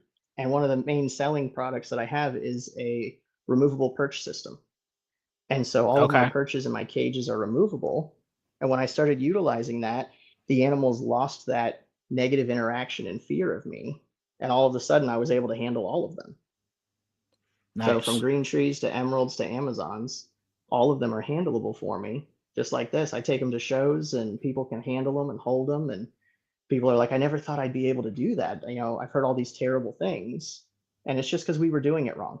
A lot of it comes down to listening to the animal and thinking like them and making sure that we respect the way that they view the world. If they think they're going to die when they fall, let's not make them feel that way. Right. Cool, man. I mean, her eyes are Yeah. some of the prettiest I've ever seen. Oh yeah. I love this girl. This is Daenerys. My wife named her. And then her boyfriend is Jon Snow. There you go. Awesome. Cool, man. Well, that was fantastic. That show and tell. I hope everyone who's listening to this after the fact, if you're listening on audio platforms, please come watch the visual because he showed off some cool stuff. So I think you should come watch it. But kind of getting into some of my wrap up questions, and I feel like Yeah. this one is pretty self explanatory, but you've been doing this for so long, you've built up what's seemingly a fantastic collection, and what you're doing is just totally awesome. But what is a big motivator for what keeps you going with the reptiles on the day to day? After all this time. Honestly, the education side. Um, for me, I remember being that kid at the shows, at the pet store, and just wanting to know, wanting to understand, wanting to know about all the different animals. I remember that fascination. And so I try to stay pretty active in like I'm terrible about doing my own social media and about doing my own podcasting and things. Like we have a YouTube and we've done podcasts and stuff, and it's a lot of fun. But as you well know, it's a ton of work to keep up with Oh yeah. the routine and staying on top of it. And that commitment it's a lot. So props to you, man. Like to do what you're doing, it's a Thanks. lot. And with that, I struggle to keep up with all of it. But anytime somebody asks me, I make time for it. Anytime somebody has a question, you can go on and find customers of mine and ask them, like, is Joe helpful? Is Joe, answer questions for you? I give them a number that they can text me. I had a customer who bought a snake. It was given to me as a green tree python that somebody wanted to get rid of. I assisted them in relocating and selling it, and they got it home and it wouldn't eat. And I went over all of their caging. I went over all of their temperatures. I went over everything. We tried different food items, different feeding styles. And when all of that failed, I said, send me your address. And I brought over an enclosure and my own temperature gun and a new thermostat and everything I could possibly think to figure out. The animal ate in 7 minutes. They just weren't being aggressive enough with it. Like you have to kind of tail tease them and piss off a green tree python. They go, screw that Right. mouse, I'm going to eat it. And they'll eat it. So it ate right away, but I checked all of their temperatures. And for me, teaching somebody else how to be successful with these animals is everything. I love educating and talking to people. And any of my friends will tell you, I talk about snakes more than anything else. It's probably Oh yeah. infuriating to some degree, but I think that's what really keeps me going in all of this is the excitement of learning something new, talking to somebody else who's done something I haven't, or just expanding my repertoire and my knowledge. Being able to say that I've done this successfully, or I learned this about how to get mangrove snakes to eat by making fake nests and putting live baby quail inside of it in order to get wild imports to eat back before they got put on the venomous list. Yeah. Those little nuances and tricks, those little like nuggets of information is everything to me. Yeah. No, that's awesome, man. And education is something that's extremely important. In the hobby still, and I feel like a lot of people aren't able to find good and the right information in an accessible way. So, you know, a lot of times there needs to be people that step in and do that for them, provide it for them, Mhm. because a lot of times you're not going to find it online. You're not going to find the answers, you know, Right. on a Google search. It just isn't there. And a lot of times, unfortunately, people will get something and do their reading, and then they make another tear sheet. They're just rewording and using the exact same thing Yep. that and they're like, oh, we keep this, so this is how we keep them, and they just got that species. And there's nothing wrong with it inherently. They're just spreading out, making information more available based on what they were able to find. But for me, there's something special about talking to somebody. I hate phone calls. It's like the bane of my existence. I'll text, email, Facebook message, put me on the phone and I'm awkward. Even Skype, like calls, video, fine. But a Yeah. phone call, I pace, I sweat, I hate it. But there was a guy, Harlan Wall, great guy. He's been breeding green tree pythons forever. He's got some of the coolest animals on the planet. Doesn't text, doesn't message, only phone calls. So I messaged him and I get, hey, call me. And I went, I'm never doing that. Never. Well, when I struggled with the green trees, I finally broke down and we probably talked for 2 or 3 hours. And the amount of information that this man was able to give me in that short amount, just it seems like forever, but that it felt like minutes and I couldn't catch everything. Those kind of phone calls, that information that's word of mouth passed down from generation of reptile keeper to generation of reptile keeper is one of the most magical things you can get a hold of. So if anybody out there is struggling with something, just find a mentor and be brave enough to ask. It's 100% worth it if you can find somebody who has hands-on experience and not just regurgitating what they read in a care sheet somewhere. Somebody Yep. who has actually successfully done something. That's the magic. That's the sweet spot right there. Big time. Cool. What does the future hold for Valhalla Exotics? The next like 3 to 5 years or so. Uh, what's on the radar for you? So currently, we are investigating and searching out, trying to get crocodile monitors and possibly start breeding those. We are investigating, continuing to build up and find a 5 to 10 acre property out here in the Brooksville Spring Hill area and get our class one accreditations so that we can get more Let's Crocs, Cuban Crocs, Nile crocodiles, and the bigger ones. Okay. Plus, once technically for Florida Fish and Wildlife, once your animals reach 4 feet, you have to have 2.5 acres, which I only have half an acre right now. Ah, So I have enough space until then, and thankfully everything I have so far grows slow. But at some point, I have to have the expansion room. So that's where we're headed. We're looking at putting a 30 by 16 um, reptile building out back so that we can expand into more class 3 animals. We just started working with Brettles pythons. A friend of mine cool. came and traded some animals with me, and I got 3 big adults of those that we want to breed. So I've done a lot of venomous stuff, but there's very few people that do it in Florida. So not a Right. huge market for high levels of reproduction. As fun as it is, and as much as I enjoyed adding that to my resume of something I can stamp and say, Oh yes, I yeah. did, it's not a viable business venture for the reptile community unless you have connections out of state that you can move animals to. And even with that, traveling, you have to be aware of all the other states' guidelines and rules and Yep. transportation laws. So it can be difficult. So we're going to continue down the path with false water cobras. I may import a bunch of emerald tree boas and get them established so that we can increase our breeding stock of these guys. Currently, I Nice. only have a trio of them. Maybe doing into some basin stuff and just continuing on the education path. I want to do more podcasts. I'm speaking at a herpetological society in April this year and Awesome. doing another bit on false water cobras down in Lee County. And Is that at want to the continue. IHS? I think so, yeah. Okay. Awesome.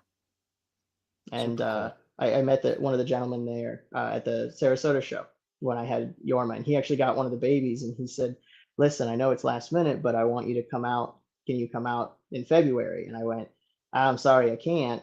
yeah, I'm already working that day. So then he said, there's an opening in April too. Can we get you out? So I'm going to go into a whole production on false water cobras and captive husbandry and the species. And Very it's going to be nice. pretty fun and exciting. So I want to get more involved in social media, do more live videos. And there's a lot of things that I want to move away from the medical community and do more of this, as long as this can fund the ability to take care of my family, because that's always my Yeah, first priority.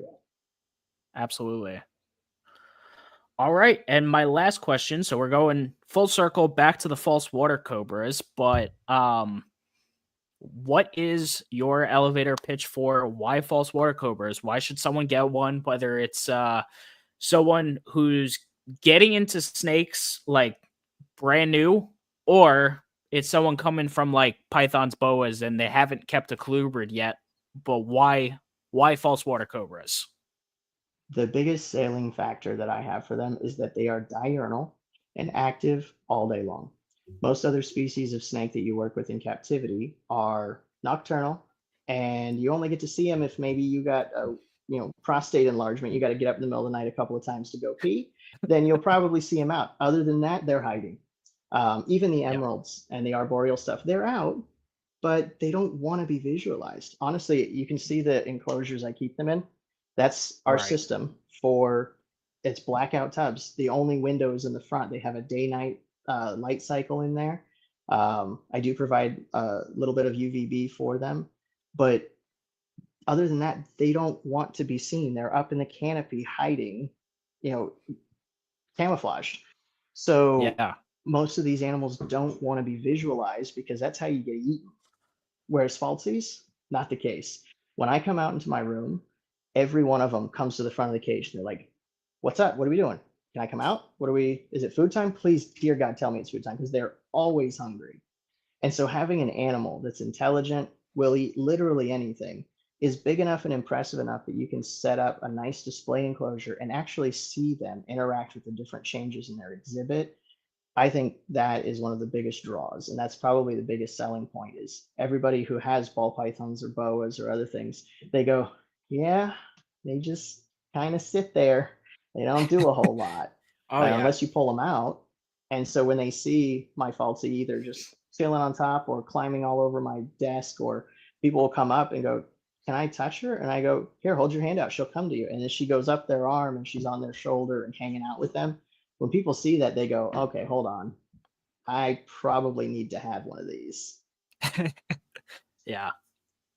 Plus, everybody needs a garbage can in their room. If you Uh, keep other animals, everybody needs something, whether it's a monitor or some kind of large lizard or a big falsy. You need something that's going to clean up when other people say no and they don't want to eat. So a falsy never turns down food. If Yorma's covered blue eyes right now, if I held a rat in front of her right now, she would eat, no questions asked. yeah. Doesn't matter about shedding. She laid eggs, and within 2 hours of laying eggs, she ate hopper mice. Nothing slows these guys Yeah. down. Yeah. Doesn't surprise me. All right. Well, awesome, man. That was a fantastic 2 hours. By the way, for anyone listening, I have the link to Joe's Instagram in the description. So please go give him a follow for sure. This was a great episode.